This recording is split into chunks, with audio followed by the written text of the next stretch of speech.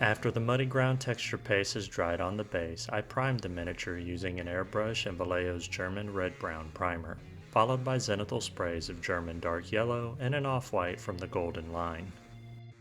From unboxing, cleaning up mold lines, adhering the miniature to the base, and then adding texture paste, it took roughly 10 minutes, and the airbrush work took about another 5 minutes. I did not include the cleaning of the airbrush in this project, nor the time spent adding a magnet to the bottom of the base, as I had added the magnet to the base long before I even purchased this miniature. Once inside at my desk, I began tinting everything with Army Painter's 2.0 speed paints. I started with the fur first and initially thinned the speed paint with medium, but I wanted a much darker color, so after the first application dried, I added a second application without the medium. I continued adding unthinned speed paints all over the miniature and will be considering these steps as my base coats.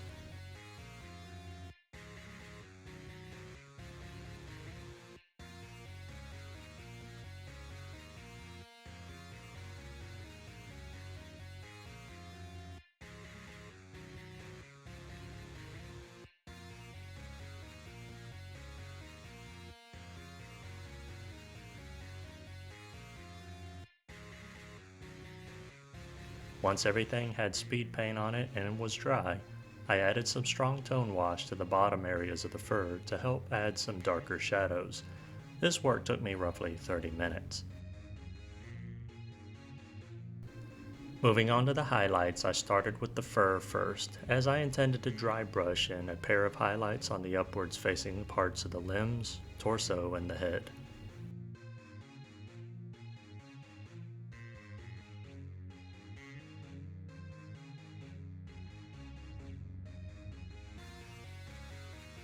The underbelly was done in the same manner but with off-white and pure white paints, instead of the brown tones I used on the rest of the fur. And the same dry brushing of white paints were also added to the bottom of the foot and to the hands and snout. And since I had these colors on my palette, I went ahead and added them as highlights to all the areas that I had painted blue, sometimes as dry brushing with a smaller brush or as a general layer highlight as needed. On the tail, the highlights were added as parallel hatching lines.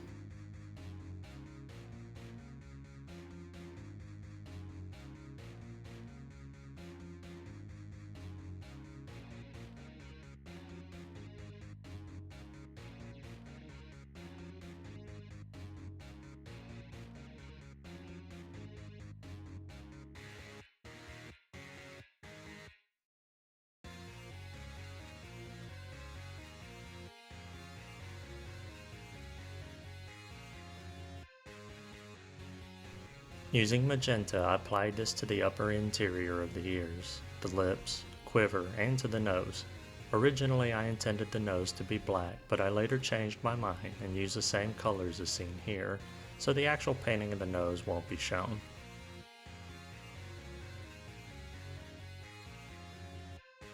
A lighter magenta is then added as a highlight to all of these same areas, and towards the middle of the interior ear.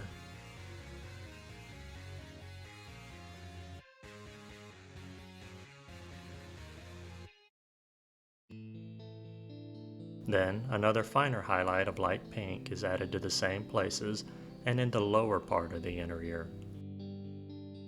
Since the ears are somewhat cupped, the lower front half would receive more direct light as opposed to the upper half. The buckles are just a gold paint with a minor highlight of the same gold mixed with a little silver. And the only real note for the metallics that I'd like to mention is that I did not use my good brushes to apply the metallic paint, and I had a separate cup to rinse the synthetic brush out in to keep those damaging metal flakes away from the bristles of my expensive brushes. Off camera, I painted the eyes and eyebrows solid black, and since rodents have solid black eyes, I was lazy and just applied gloss varnish to them so that they're reflective as opposed to painting in actual reflections. I neared the end and decided to move on to the leather straps and heart embroidered quiver next, but first, a quick word from today's sponsor. I'm just kidding. I barely got 1,000 subscribers at the time of this video. I ain't got no damn sponsors. But you can help that by clicking all of them good for me buttons, and it'll only cost you a few seconds of your time and less than 1 calories worth of effort. Now to the actual leather bits. Originally I intended to do a purplish reddish brown, but there was already a lot of brown between the fur and the bow, and I wanted more Valentine's colors, so I needed some legitimate reds. So I base coated the strap and the embroidered heart on the quiver with deep red, and then I highlighted them with 2 brighter reds. On the straps, these were done as edge highlights and hatching lines only.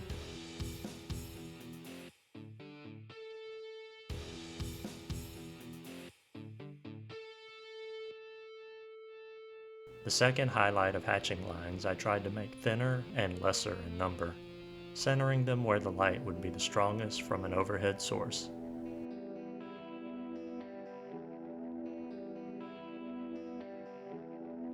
The bow highlights were done with 2 lighter shades of brown and were just basic layer highlights, added to wherever an overhead light source would shine upon the strongest.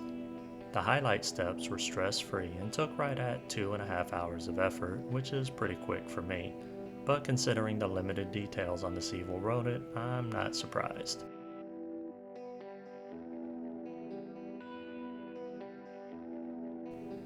The shadows on the bottom of the furred areas were not as dark as I wanted, so I decided to deepen them using some transparent Liquitex inks.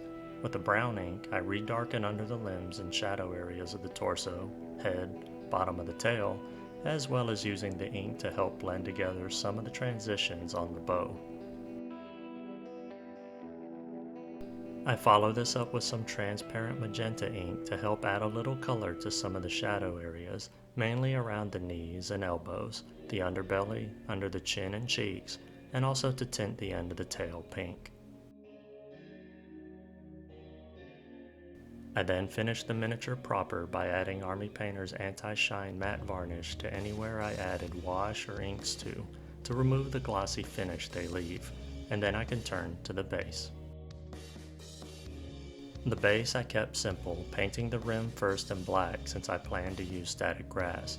This is something I learned to do before using static grass or flocking to help prevent any loose flocking from falling down into the wet rim and drying in place, as I've done many times before.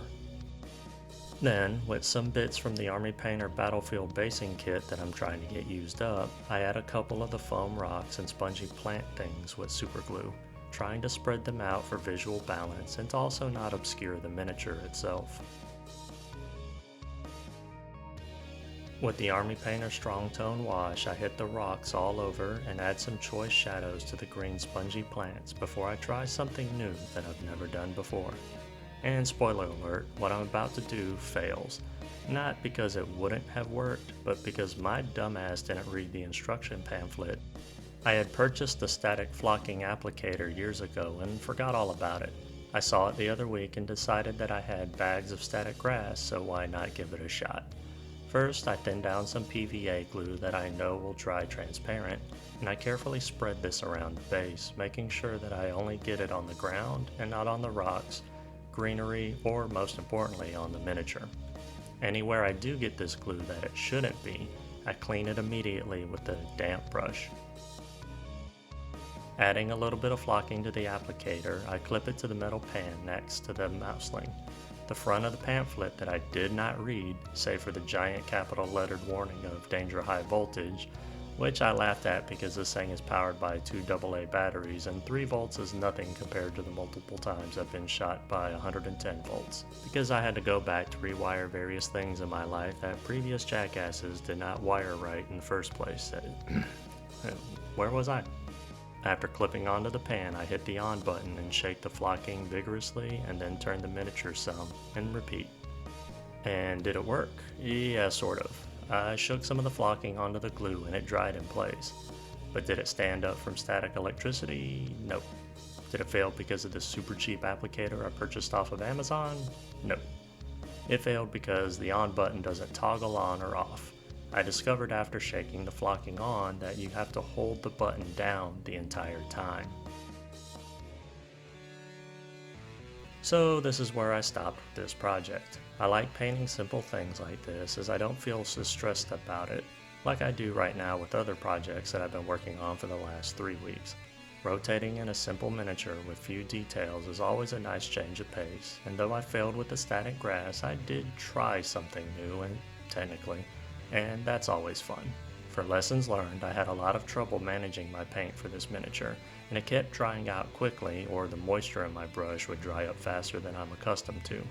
I believe it's due to the dehumidifier we have going due to the sudden climbing temperature and exterior humidity. I'll need to add a small humidifier near where I am painting, or I need to turn off the dehumidifier well in advance of painting sessions. And most importantly, I need to not be a man and read instruction manuals. And that'll bring this video to its end. I hope you learned something or inspired to paint your own armed rodent whose mission is to spread love. If you have any questions, feel free to ask, and if you like the content of this video and would like to see more, you can easily support the channel by liking, commenting, sharing, and subscribing. I'm Jim with Working with Miniatures. I'm truly grateful for your time, and I bid you a fond farewell. Until the next video.